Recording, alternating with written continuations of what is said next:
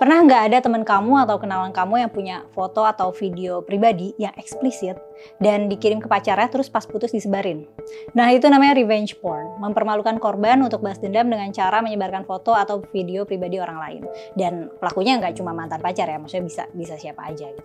Nah, beberapa kali kasus kayak gini beredar di media sosial. Di Indonesia sendiri sih udah terbilang lumayan banyak ya untuk kasusnya. Banyak juga artis-artis ibu kota yang menjadi korban, videonya tersebar di dunia maya.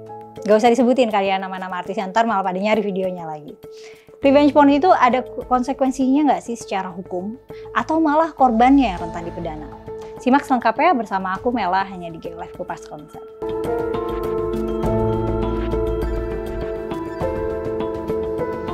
Dalam beberapa tahun terakhir, istilah revenge porn makin sering kedengeran ya. Berbagai kasusnya menghiasi dunia maya dan baik juga konten kreator yang mengedukasi apa itu revenge porn dan mengapa tindakan itu merupakan salah satu bentuk kekerasan seksual. Revenge porn adalah suatu tindakan mempermalukan korban dengan cara menyebarkan foto atau video intim tanpa persetujuan korban.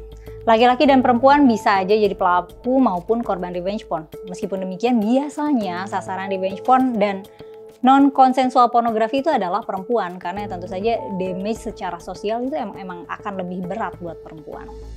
Mayoritas konsumen pornografi kan laki-laki ya, dan objeknya perempuan ya, jadi wajar aja kalau perempuan yang sering jadi korban.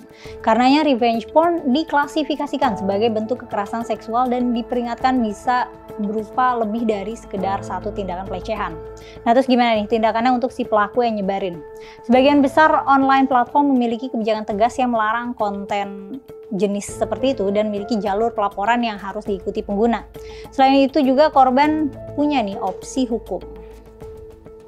Korban revenge porn dilindungi oleh Undang-Undang Tindak Pidana Kekerasan Seksual Pasal 14 UU TPKS yang mengatur tentang kekerasan seksual berbasis elektronik.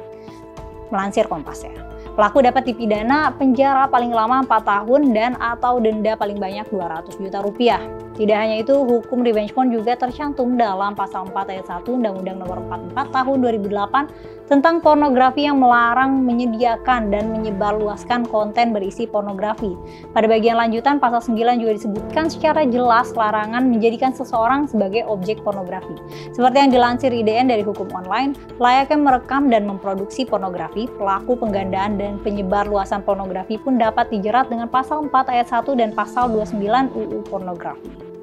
Ancaman hukumannya yakni pidana penjara minimal 6 bulan hingga 12 tahun dan atau pidana denda paling sedikit 250 juta rupiah dan maksimal 6 miliar rupiah.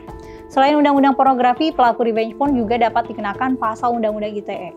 Alasannya mereka menyebarkan konten pornografi melalui internet. Jika demikian, maka pelaku dapat diancam dengan pasal 27 ayat 1 ITE, pasal 45 ayat 1 19 tahun 2016, hukuman pidana penjara maksimal 6 tahun dan atau denda maksimal 1 miliar rupiah.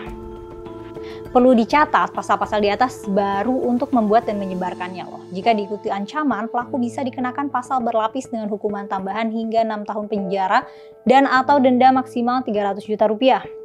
Secara mental, dampak negatif dari revenge porn jelas mempengaruhi kehidupan korban ya. Seseorang yang mengalami ancaman atau penyebaran konten pornografi pribadi tanpa izin akan mengalami rasa cemas, depresi, gangguan tidur, panik, hingga kecenderungan untuk mengisolasi diri. Korban akan mengalami tekanan pikiran yang berat ya karena malu atau mungkin rasa bersalah, merasa harus bertanggung jawab terhadap perbuatan pelaku. Dan bahkan pada perempuan tekanan ini bisa jadi malah lebih parah lagi. Konsekuensi sosial dan budaya pada masyarakat masih memungkinkan untuk menghukum perempuan lebih berat daripada laki-laki di kasus kayak gini. Penelitian Cyber Civil Rights Initiative juga menunjukkan respons yang didapat perempuan cenderung menyudutkan. Misalnya komentarnya malah kenapa sih kayak harus punya konten itu gitu.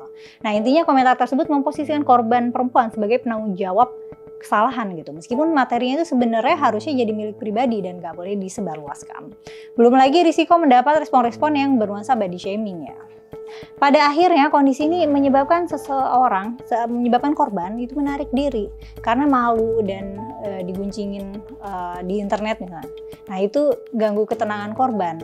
Belum lagi nih dampak yang disebabkan kalau kasus ini terus merambat hingga ke ranah pekerjaan misalnya. Seseorang mungkin kehilangan kerjaannya sebab dokumentasi pribadinya disebar oleh pihak yang tidak bertanggung jawab. Wakil Sekjen Perhimpunan Dokter Forensik Indonesia, Dr. Baiti Adayati SPFM, mengatakan bahwa ada beberapa sebab korban kekerasan seksual takut melapor, bahkan menceritakan kekerasan yang mereka alami pada orang lain. Yang pertama ada ancaman. Kemudian ada juga stigma yang berkembang bahwa korban kekerasan seksual akan memiliki masa depan yang hancur. Selanjutnya, Dr. Betty menyebut adanya hambatan psikologi kayak takut, malu, atau ngerasa bersalah, atau nyalahin diri sendiri. Nah, di beberapa kasus, korban justru tidak mengerti bahwa yang dialami adalah tindak kejahatan gitu. Jadi nggak kepikiran untuk melapor. Nah, kalau kamu misalnya jadi korban kasus penyebaran video revenge porn ini, kamu bisa klik report untuk nurunin alias take down unggahan, simpan bukti ancaman atau unggahan yang memuat konten intim milik kamu, terus laporkan ke pihak berwajib ya. Tapi kamu akan ngelapor nggak? Karena ada risiko kamu malah kena pornografi soalnya. Karena ada pidana untuk yang membuat juga. Ingat kasus Baik Nuril kan? Ingat kasus Ariel Peter Pan? Baik Nuril malah jadi kena pencemaran nama baik, Ariel jadi kena pornografi. Meskipun pelaku penyebarannya itu orang lain. Susah juga ya pastiin kalau kamu lapor, usahakan ada pendamping hukum ya. Dan pendamping mental juga sih, karena pasti emotional cost-nya gede banget. Menurut pendapat kamu gimana nih? Tetap lebih baik lapor atau gimana? Harusnya lapor ya nggak sih supaya pelaku jadi takut? Tulis di kolom komentar ya pendapat kamu. Jangan lupa juga untuk like dan subscribe channel YouTube Geolife supaya nggak ketinggalan konten terbaru kami. Sampai jumpa di episode selanjutnya.